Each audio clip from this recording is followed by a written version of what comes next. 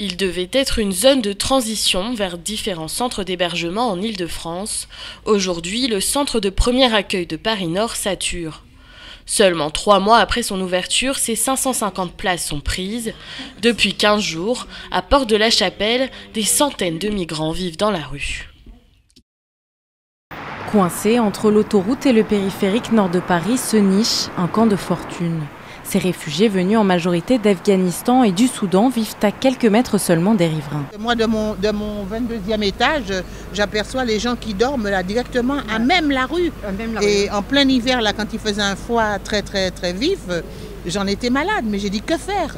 Si certains se sentent impuissants face à cette situation, d'autres éprouvent un sentiment d'insécurité. Il faut savoir qu'aujourd'hui, il y a des personnes dans l'immeuble, des familles, qui n'osent plus que leurs enfants sortent le soir parce qu'ils ont peur. C'est de plus en plus tendu. Il y a des heures où on a du mal à venir ici, quoi. Il y a des gens qui habitent ici. Nous, on a un centre d'accueil, mais il y a des gens qui habitent là. Il y a des familles. Il y en a qui ne pouvaient pas sortir. Comme Pierre-Antoine, plusieurs associations viennent en aide aux migrants.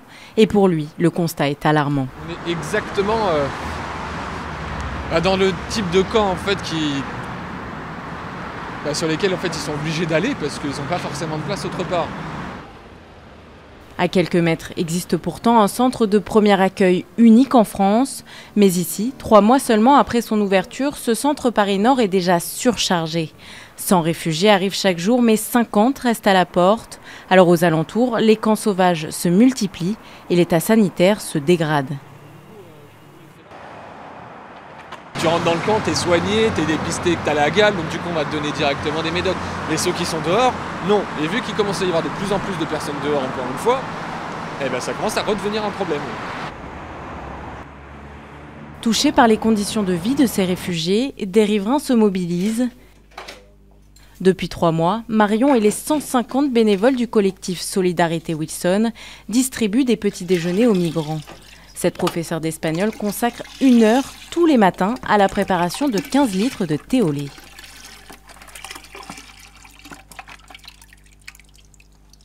On s'est vite rendu compte que les réfugiés préféraient du lait, tout simplement parce que ça nourrit en même temps aussi. Ça nous a un peu tous choqués dans le quartier, donc c'est parti de là en fait. C'est parce que c'est sous nos yeux. Et je me dis que tant qu'on n'a pas ça sous les yeux, on ne peut pas se rendre compte de ce que c'est de ce que c'est leur parcours, leur misère. Et voilà, c'est pour ça qu'on est venu, qu'on a commencé à faire les petits déj ici. Un élan de solidarité est alors né dans le quartier. Merci beaucoup. Cool.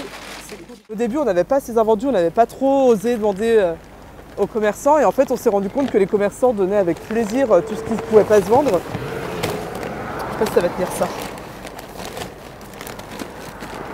Alors attention que je ferme en mode un peu ninja. Allez! Direction Porte de la Chapelle. And water. Lors de ce rendez-vous quotidien attendu par les réfugiés, Marion distribue 100 à 300 collations. D'habitude, on a le temps de s'installer tranquillement. Là, c'est un peu compliqué. Voilà.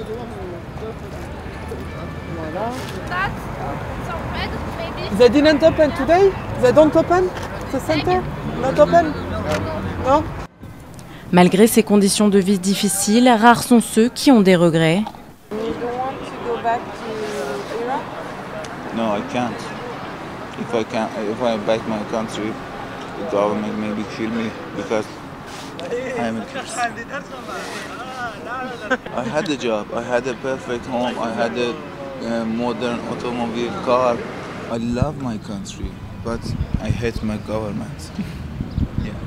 Comme cet Iranien, la majorité ont quitté des pays où les minorités sont persécutées ou alors des pays en guerre.